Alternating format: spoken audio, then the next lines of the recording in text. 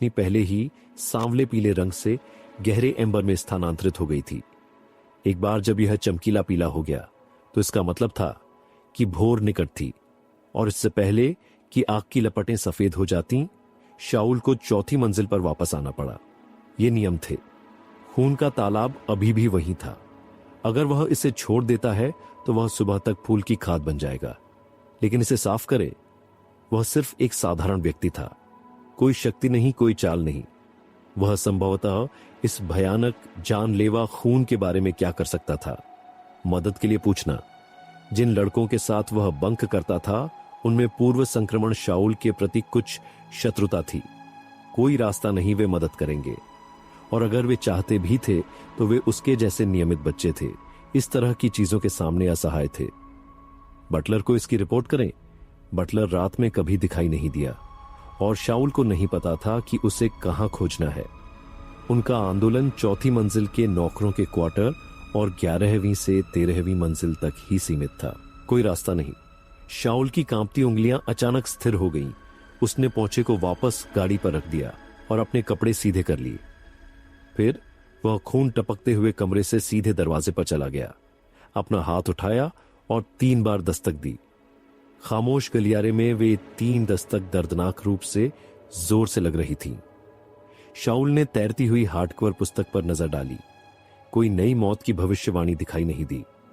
उसने फिर से दस्तक देने के लिए अपना हाथ उठाया जब उसके सामने का दरवाजा अचानक खुल गया। शाऊल की सांसें उसके गले में फंस गईं। दरवाजा खुल गया और इसके पीछे एक लंबा पतला आंकड़ा उभरा। एक महिला, एक काले नाइट गाउन पहने हुए। वह कामुक थी, लेकिन अधिक वजन वाली नहीं थी। उजागर त्वचा पीली और चिकनी थी। शाऊल ने ऊपर देखा और एक सुंदर जबड़े की रेखा, पूर्ण लाल होंठ, एक ऊंची नाक, और उसके ऊपर देखा। कुछ नहीं, महिला का केवल आधा सिर था। रात के अंधेरे में इस दृश्य ने शाऊल की आत्मा को लगभग अपने शरीर से बाहर कर दिया। उसने आतंक को कम करने के लिए मजबूर किया और अपनी अभिव्यक्ति को विनम्र रखा, लेकिन उसके दांतों ने उसे धोखा दिया। अनियंत्रित रूप से बकबक कर रहा था। महिला ने अपना सिर झुका लिया। इसका ऊपरी आधा हिस्सा चला गया था। क्रॉस सेक्शन पर खुला मांस पीला और सड़ा हुआ था। जहां उसकी आंखें होनी चाहिए थीं, वहां एक गोलार्ध कांच का गुंबद लगा हुआ था। गुंबद के अंदर एक बादल सफेद तरल चारों ओर फिसल गया। जैसे ही उसने अपना सिर झुकाया, कांच के खिलाफ कुछ नेत्रगोलक जैसा धीरे से टकराया। यह क्या है? उसके होंठ हिल गए। उसकी आवाज अप्रत्याशित रूप से सुखद थी। मैम। शाऊल ने अपनी आवाज में कंपकंपी सुनी। उसने इसे स्थिर करने के लिए एक गहरी सांस ली। हॉल के पूरे कमरे से खून लीक हो रहा है। मेरे पास इससे निपटने का साधन नहीं है। कृपया मेरी मदद करो। महिला ने अपना सिर थोड़ा ऊपर उठाया। कांच के गुंबद के खिलाफ एक नेत्रगोलक दबाया गया। फिर यह फिर से गायब हो गया, क्योंकि उसने अपना सिर नीचे किया, धीरे से हंसते हुए, और कहा, मुझे आपकी मदद क्यों करनी चाहिए? शाऊल जानता था कि वह इतना भाग्यशाली नहीं होगा कि वह किसी अजनबी के दरवाजे पर दस्तक दे सके और एक दयालु मददगार आत्मा ढूंढ सके।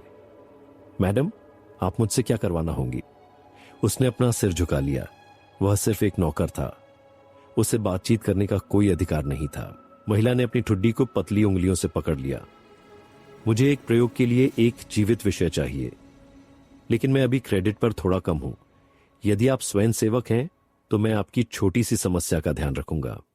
शाऊल ने अपने कंधे पर तैरती हार्डकवर किताब पर नजर डाली। कोई प्रतिक्रिया नहीं। वह अभी भी खुद को बचाने के लिए बहुत कमजोर था। उसकी एकमात्र आशा पुस्तक की मृत्यु चेतावनी प्रणाली पर जुआ खेलना था। ठीक है, महिला ने संतुष्टि में अपने लाल होंठों को कल किया। स्पष्ट रूप से शाऊल की निर्णायकता से प्रसन्न था।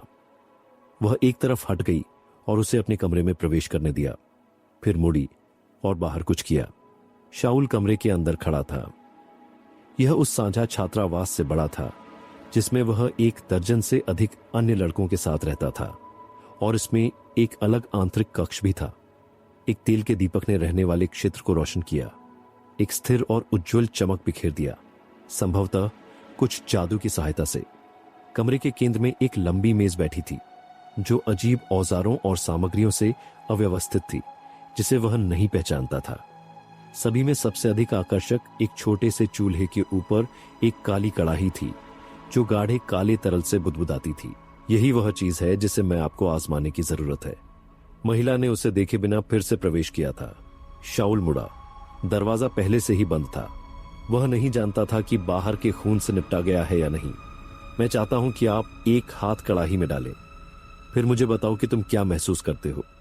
उसने एक लंबी बेंच खींची, उसके सामने बैठ गई, अपने पैरों को पार किया और उम्मीद से इंतजार करने लगी। शाऊल जानता था कि उसके पास मोल भाव करने के लिए कोई जगह नहीं है, इसलिए उसने विनती नहीं की, भीख नहीं मांगी। उसने अपनी बाईं बांह पर आस्तीन को ऊपर उठाया, एक गहरी सांस ली और आगे बढ़ गया। बिना किसी हिचकिचाहट के उसने अपना पूरा हाथ काले तरल में डाल दिया। उसने पहले एक उंगली नहीं डुबोई। महिला को झिनक से परेशान करने की तुलना में पूरी चीज को जोखिम में डालना बेहतर था। टीएसएस। शाऊल ने एक सांस में चूसा, दर्द से नहीं बल्कि ठंड से। एक काटने, हड्डी, गहरी ठंड। Clack clack clack.